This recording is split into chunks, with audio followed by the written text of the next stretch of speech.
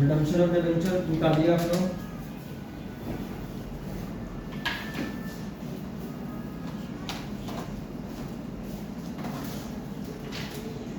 आज हम लोग पढ़ेंगे रिडम्पशन ऑफ डिबेंचर।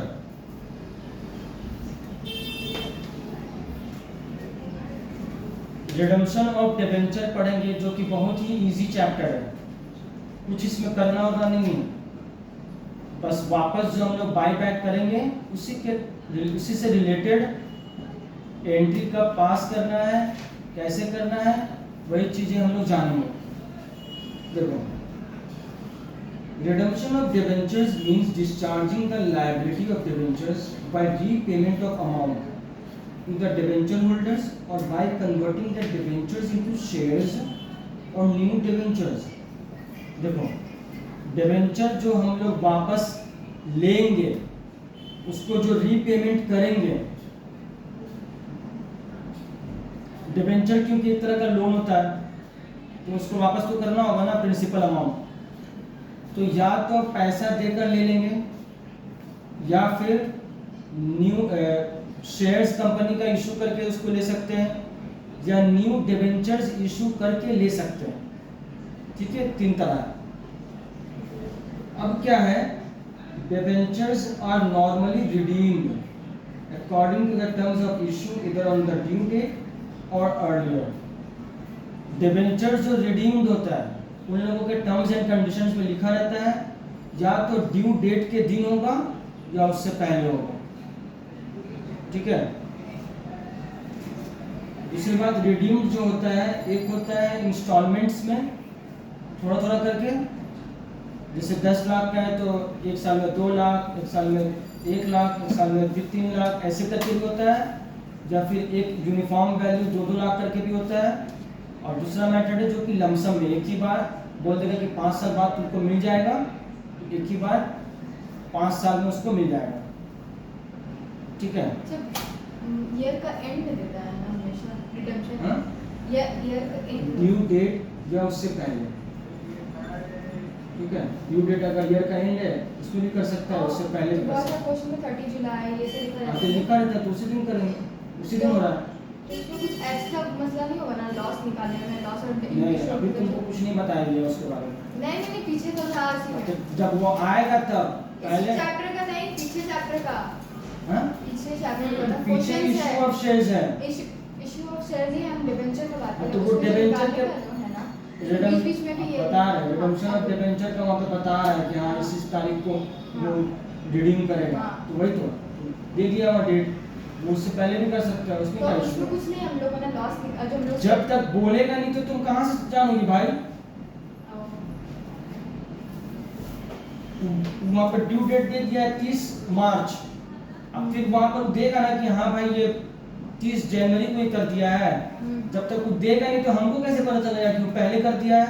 मेंशन किया है तो हाँ, मेंशन किया रहेगा तो हम जो जिस डेट को रिडीम किया वो डेट लेंगे।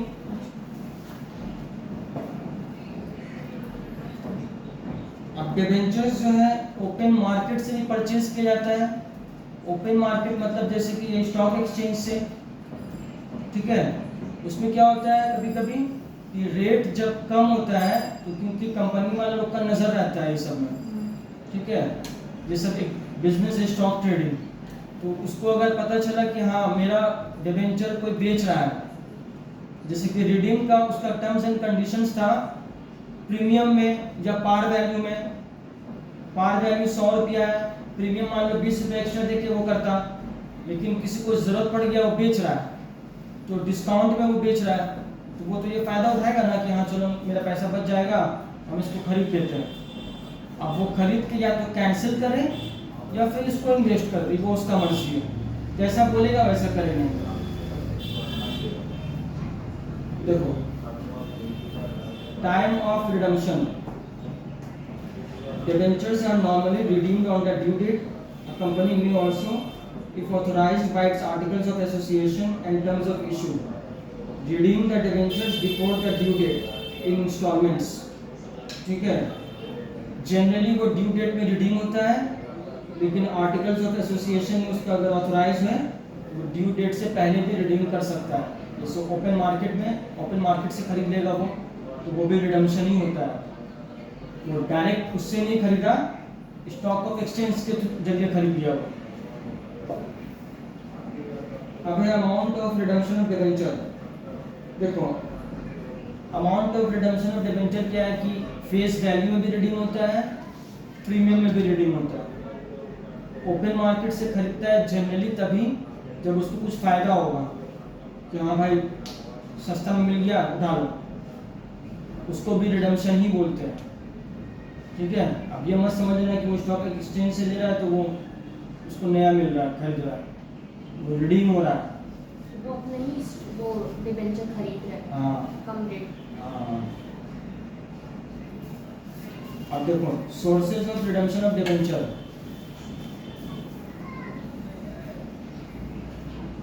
पहला है आउट ऑफ कैपिटल, मतलब फ्रेश शेयर्स इशू करके जो पैसा आएगा उसके थ्रू ले सकता है।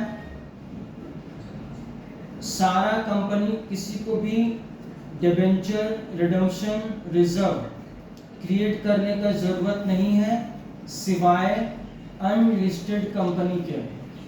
उसको कम से कम 10% DRR क्रिएट करना पड़ेगा। ठीक है, सर जो कि बोलो भाई। आप तो बोल रहे हैं कि रिडेम्पशन का जो कम रेट में बेच रहा मार्केट में, तो कंपनी खुद का ही अपना शेयर्स खरीदेगा, अपना डिबेंचर खरीदेगा वहाँ पे। डिबेंचर, हाँ। खुद का डिबेंचर क्यों? अरे भाई तो उसको वापस देगा ना, लोन है डिबेंचर। हाँ तो कोई खुद का क्यों खरीदेगा? तो खुद उसको तो रिडीम करना है बाद में, दूसरा को जिससे लिया था वो हाँ। तो उससे तो फिर वापस उसको करना ही है पैसा। हाँ तो मार्केट में कम मिल रहा है तो कम में उठा लेगा। एग्रीमेंट है कि अच्छा, अपना है वो तो उसका खुद का है। हाँ। और उसको जिसको दिया तो वो बेच रहा है ना। हाँ अच्छा समझ गए। आप समझिए, बहुत बुरा नजर लगा है उसको, हमको लग रहा है मतलब सर अब बस के पानी दे दीजिएगा, आपके मुझे लगा आपको उसको गुलाब पानी बस छिड़क के दो, पानी दे दीजिएगा। हाँ गुलाब पानी जिसका छिड़क दो। नजर होगा लगा शायद इसी का लगा है, तो उसका वजू किया हुआ पानी, मतलब जो पानी जिससे यूज कर उसका है। ऐसे बोला जाता है, अपने पता मुझे पढ़ाई मजाक कर रहा, पढ़ाई बाबा मुझे लगा ना मजाक मत किया करो। हाँ ठीक है पढ़ाई, आपसे बात करने दिखा रहे इस बारे में। हमको नहीं मालूम सकता और हाँ ठीक है। समझिए भी पहले बार सुन ली उस आँख बड़ा हो जाता उसका भी। हाँ उनको नहीं बोलना, कुछ बोले तो क्या? पढ़ाई। देखो तो इसमें क्या है, जो डिबेंचर्स आउटस्टैंडिंग रहेगा जितना, उसका 10% DRR में कम से कम है, एटलीस्ट वर्ड लिखा हुआ है, वहाँ ज़्यादा भी लिख सकता है, तो ज़्यादा में मत ये करना। अगर 10 से कम होगा तब ऑब्जेक्शन वहाँ कर देना कि ये इतना नहीं हो सकता भाई, 10% ही करना पड़ेगा। ज्यादा में कर देंगे लेकिन 10% से कम होगा तो वो खुद बोलेगा ज़्यादा का, हाँ। ज़्यादा में दे दिया अगर तो खुद बोलेगा वो। दूसरा है आउट ऑफ प्रॉफिट्स। देखो कंपनी क्या करता है ना, अपना प्रॉफिट से अगर रिडीम कर रहा है तो जो प्रॉफिट डिविडेंड के लिए अवेलेबल है वही प्रॉफिट को DRR में ट्रांसफर कर देगा 100%। जितना अमाउंट है मतलब रिडीम करेगा डिवेंचर को, 10 लाख का डिवेंचर अगर कर रहा है ना रिडीम, तो प्रॉफिट है अवेलेबल डिविडेंड के लिए, तो उसमें 20 लाख रुपया है, तो उसमें से 10 लाख रुपया DRR में क्रिएट कर देगा, मतलब क्रिएट करेगा, ट्रांसफर करके रखेगा उसको प्रॉफिट से भी। हाँ जब ये प्रॉफिट से रिडीम करेगा तब। हाँ ये तो क्वेश्चन में मेंशन करना है। हाँ वो सब रहेगा, तुम लोग को उसका कोई टेंशन नहीं लेना। अभी पहले जितना बता रहे बस उतना सुनो। दूसरा है कि अगर मान लो कि आधा वो प्रॉफिट से कर रहा है और आधा कैपिटल से कर रहा है, तो उसको क्या बोलते हैं, redemption out of profits and capital. ठीक है, जहाँ पर 100% प्रॉफिट से ट्रांसफर नहीं होता ना DRR, जैसे 10% हो रहा है एग्जाम्पल, तो ये 100% नहीं हुआ प्रॉफिट ट्रांसफर, ये हो जाएगा, इसको बोलते हैं redemption out of profits and capital. Generally यही होता है, आया समझ में? हाँ DRR के बारे में एक्सप्लेन करिए ना। DRR बता रहे हैं वो पहले वो रुक एक्सप्लेन करिए फिर ये हाँ explain अच्छा करिए। अच्छा बात बताइए। बात सब बताइए।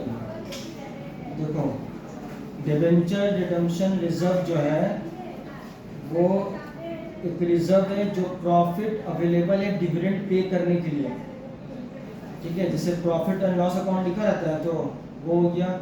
उसके बाद एक जनरल रिजर्व जिसको फ्री रिजर्व भी बोलते हैं, किसी भी पर्पस के लिए यूज़ किया जा सकता है वो, तो वो डिविडेंड पेमेंट के लिए, या फिर डिविडेंड इक्वलाइजेशन रिजर्व बोल के भी आता है, लिखा रहेगा वहाँ पर। उससे क्रिएट होता है DRR, ठीक है। किस लिए होता है?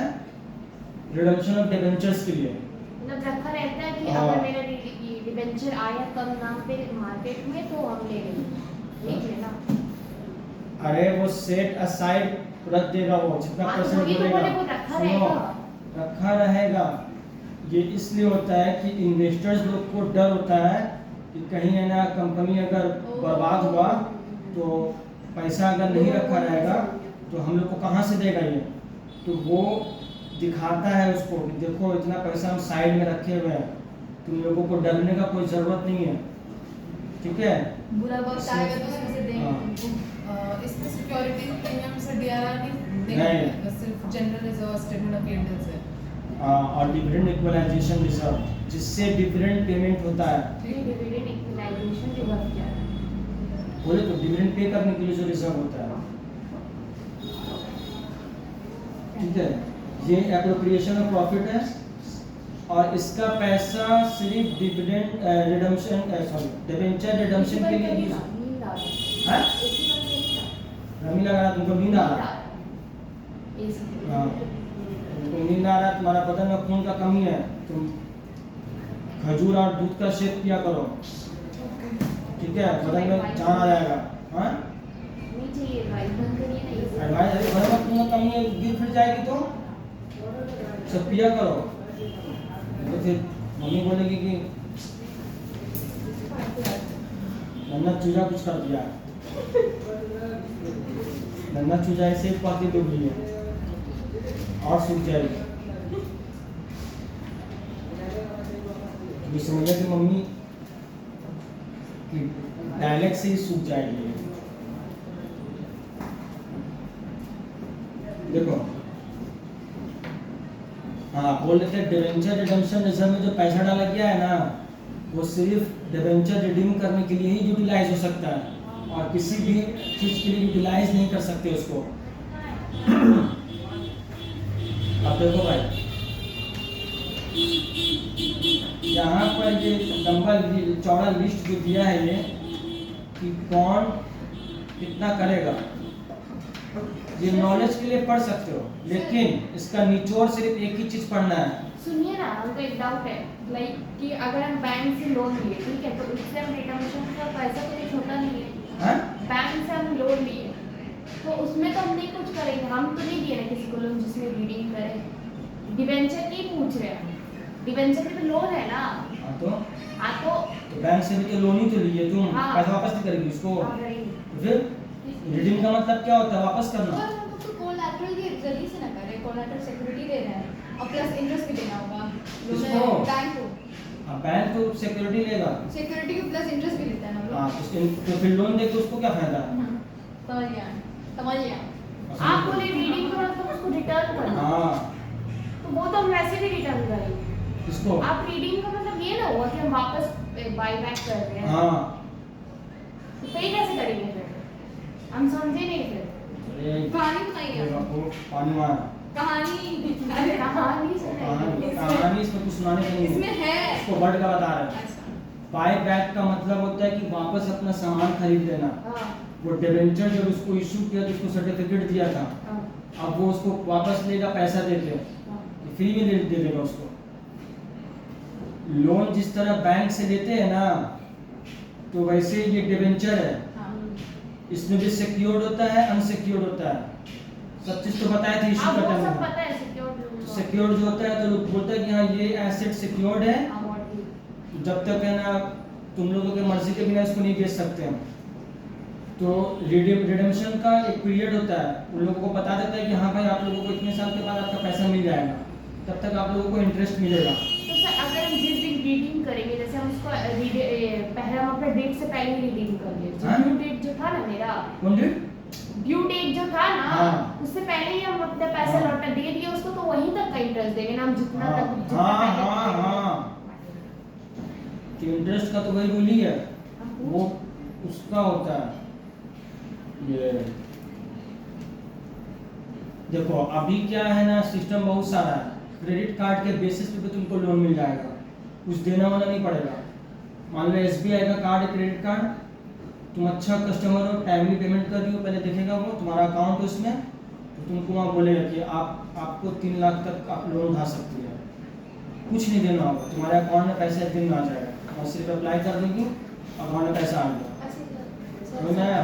तो ये कस्टमर का वो लोग रिकॉर्ड देख के करेगा, और फिर तुम्हारा लेन देन कैसा हो रहा है, ट्रांजेक्शन कितना हो रहा है, तो उससे वो लोगों को पता चल जाता है। वो तो करेगा, हाँ। हम देखेगा। तो 2 लाख का लोन अगर बैंक में ऐसे लेने जाओगी तो तुमको बिना सिक्योरिटी का नहीं दे देगा वो। समझ में आया? वो गिरवी रखेगा कुछ। और सबसे फास्ट जो गिरवी रख के पैसा मिलता है वो है गोल्ड लोन। हाँ, गोल्ड। सोना पे जो मिलता है उसमें कुछ नहीं, क्योंकि सोना दे दिया म्यूचुअल, उसको प्रॉपर्टी मिल गया है, दिए उसको, वो बुलाएगा एक वैल्यूअर को, चेक करेगा, तुमको 1-2 दिन में तुम्हारा पैसा आ जाएगा अकाउंट में। मतलब हाँ, वहाँ तो मशीन रखा रहता है हाँ। बैंक में, देखता है 22 कैरेट अरे हाँ भाई, मशीन रखा रहता है, उससे नहीं, वो वैल्यूअर आता है जो जिसको सोना पहचानने आता है, वो 200-300 रुपये चार्ज जो लेगा वो तुम्ही से लेगा, वो तुम्हारे अकाउंट से कटेगा, वो चेक करेगा मैग्नीफाइंग ग्लास से, जो होल मार्क रहता है ना, वो बहुत हल्का से लिखा रहेगा, उसी से दिखेगा वो। समझ में आया? तो उसमें क्या है कि वजन नहीं कटेगा जो हॉल मार्क वाला रहता है, लेकिन और अगर उससे और जो सोना रहेगा उसमें वजन कटेगा, क्योंकि जितना ग्राम है ना उसी के बेस पे वो तुमको लोन देगा। जैसे मान 10 लो ग्राम में कितना तुम्हारा 10 ग्राम है, वो बोल देगा 10 ग्राम में आपको जैसे 70,000 रुपया है, कि 10 सोना का ग्राम दाम कम हो गया। दाम कम हो गया है। वाह, जा कल के हुआ, देखो। कल हुआ। हाँ, कम हुआ। अरे सर, गिरा है। 71,000 रुपया 22 कैरेट का चल सोना रहा चांदी है। का, हाँ, चांदी का ज्यादा गिरा है। तुम जाके खरीद लेना। 24 कैरेट में हाँ, गिरा है, 24 कैरेट का 75 या 74,000 है, हाँ, और तो गिरा है, 22 का 200-300 रुपए गिरा 71। है। देखिए 300 में कितना खुश होगा। अरे सर, गिरा तो है, लेकिन अभी तो हम सोच रहे थे इंक्रीज होगा। ठीक है, अब बहुत इंक्रीज होगा, तुम देखो ना दिवाली आते हैं। अब तो इंक्रीज होगा। हाँ, देखो अब तो और इंक्रीज होगा। अगर प्लांट पे अटैक हुआ, तेल का दाम भी बढ़ेगा और सोना का दाम भी बढ़ेगा। सर तो हम लोग की सैलरी क्यों नहीं बढ़ेगा? हाँ, थोड़ा सैलरी बढ़ जाएगा, तुम तो पैसा में खेलोगी, बस अब तुमको पढ़ना नहीं है, तुमको बस सो कराओ। क्या करूं? सर एक बात बताइए ना, एक बात बताइए ना सर। इसमें क्या है ना, एक ही चीज इसमें याद रखना है कि कौन से कंपनी को DRR क्रिएट करना है। तो बस देखो इसका निचोड़ ये है, ये सब नॉलेज के लिए है। डिबेंचर रिडेम्पशन रिजर्व, सॉरी यहाँ पर नहीं ये- भाई, तो ब्लू वाला को सुन समझाइए। सुन ब्लू लाइन सुना दोगे नहीं तुमको, सर वो जो ब्लू देखो यहाँ पे only unlisted company other than NBFC हाँ। और HFC, जैसे कि NBFC जो यहाँ पर दिया है 5 नंबर में, इन लोग ये सब अनलिस्टेड कंपनी अगर है तो भी इन लोगों को छोड़ के सिर्फ बाकी जितना अनलिस्टेड कंपनी है सबको 10% DRR बना DRR क्रिएट करना पड़ेगा। 5 नंबर में जिसका नाम दे दिया है ना अनलिस्टेड में, बस इन लोगों को छोड़ के लिस्टेड कोई भी कंपनी को DRR क्रिएट नहीं करना है। ठीक है, लिस्टेड कोई भी कंपनी को नहीं क्रिएट करना है।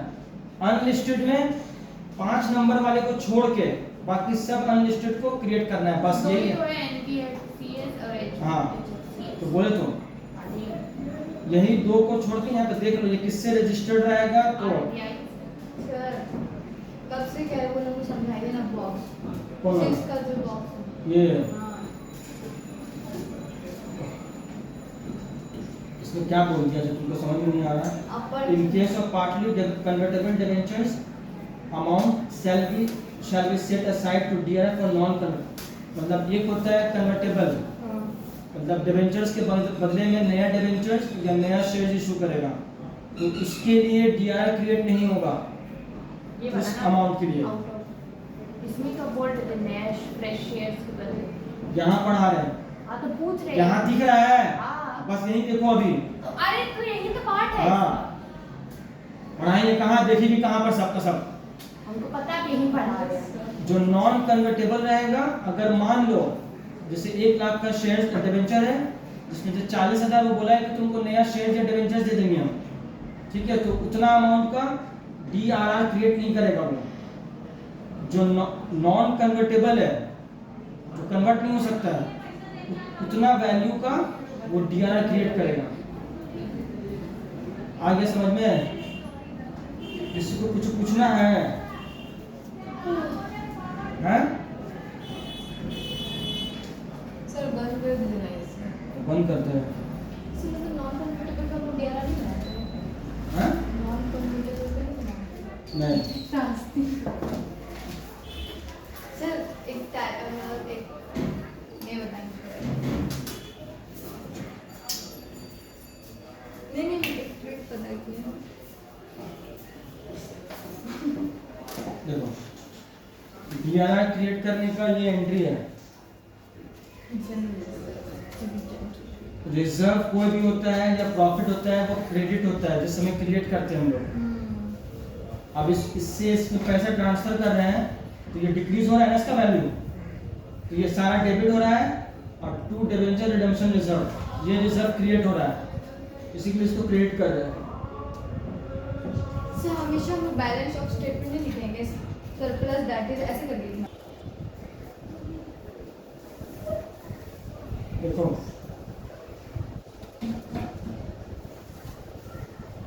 ये समझ में आएंगे तो अब क्या है कि जब बैलेंस शीट में दिखाएंगे इसको, तो शेयर होल्डर फंड्स के हेडिंग में सब हेड जो है रिजर्व एंड सरप्लस, उसी के हेडिंग्स में दिखाएंगे बैलेंस शीट में।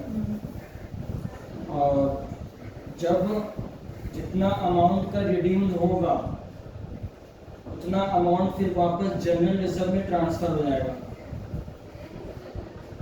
ठीक है, जनरल रिजर्व में ही ट्रांसफर करना है। 10 लाख का था, पहला साल में 2 लाख का हुआ, तो 2 लाख का जो तुम क्रिएट कर, मतलब जितना तुम क्रिएट करके रखी थी उसका 10% मान लो जो भी है, तो उतना अमाउंट जनरल रिजर्व में वापस ट्रांसफर कर देना DRR से। आया समझ में? देखो ये एग्जांपल दिखा रहे थे। The amount proportionate High Point Limited and unlisted company has outstanding debentures of ₹10 lakh, out of which debentures of ₹2 lakh are redeemed।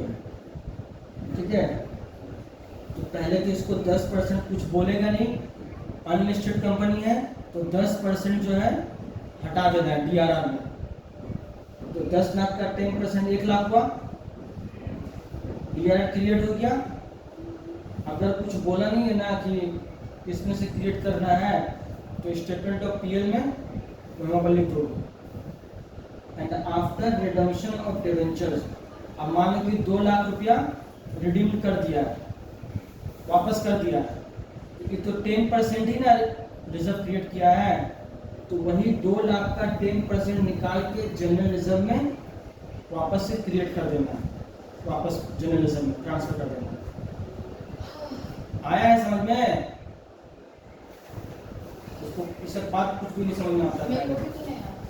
उनको भी नहीं आया, दिखाना पड़ेगा, बहुत बड़ा बात हो गया। पहले मान लो general reserve account debit 1 lakh DRR में क्रिएट किया। ठीक है, क्लियर है सबको? अब क्या किया कि 2 लाख वो रिडीम कर दिया, अभी रिडीम्पशन का एंट्री नहीं बता रहे, 2 लाख वो रिडीम कर दिया है।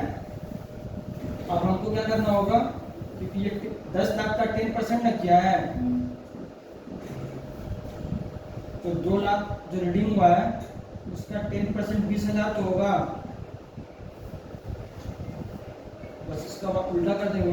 DRR में जो अमाउंट था वो जनरल रिजर्व में ट्रांसफर कर देंगे।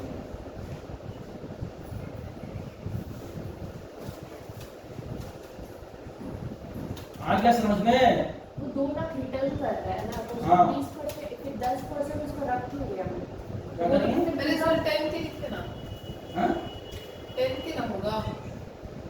परसेंट नहीं होगा। 2 लाख का 10% है, हाँ 2 लाख रीडिंग कर रहा है, उसका 10% निकालेंगे।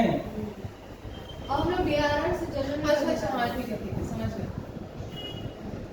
दिखाइए पूरा क्वेश्चन दिखाइए एक बार। क्वेश्चन दे रहा है, ओके मतलब क्वेश्चन है। अच्छा 10 लाख का हाँ ठीक है हम समझ गए। जमा करके मत रखो बाबू, बताया उसको समझो। अब देखो यहाँ पर इलस्ट्रेशन 1,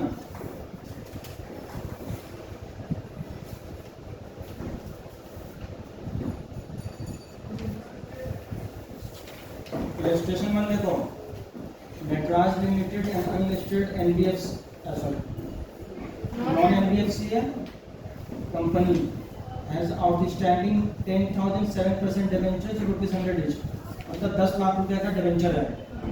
ये रीडिंग कर रहा है इस तरह से, पहले 5,000 रीडिंग किया, फिर 2,500 और फिर 2,500। 5,000 पे DRR हो गया ना 10%। बता रहे रुको, थोड़ा घबराओ नहीं। Determine the amount that the company should have in DRR account before each redemption and the amount transferred from DRR to general reserve.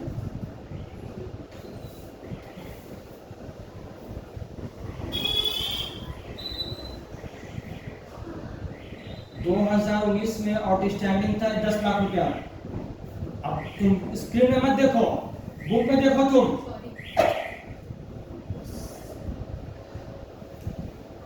Redemption से पहले 10% इसका क्रिएट किया, 1 लाख रुपया है। अब क्या हुआ, क्योंकि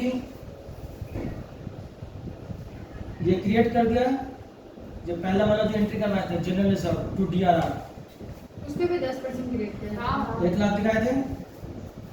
अब क्या हुआ, ये बोला है कि 2019 को 5,000 डिबेंचर्स रिडीम्ड हो गया, तो जितना रिडीम्ड हुआ है 5 लाख का, उसका 10% फिर जनरल रिजर्व में ट्रांसफर करेंगे। अब बचा कितना फिर, हाँ? 50 को। अब फिर 5 लाख आउटस्टैंडिंग हुआ 20 मार्च को, इतना बैलेंस है DRR में रिडम्पशन से पहले।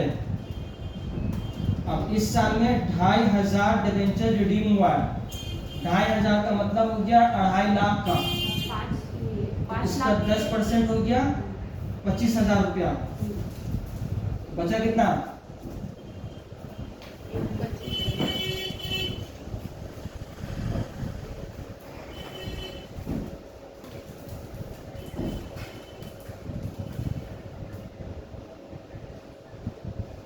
5 लाख पे ना 10% निकालेंगे। 5 लाख तो अभी आउटस्टैंडिंग है, बचा हुआ है टोटल, तो DRR में है 50,000। अब ये रिडीम किया है यहाँ पर 2,500 इस साल, तो 2,500 का हो गया 25,000। बचा कितना, 25,000।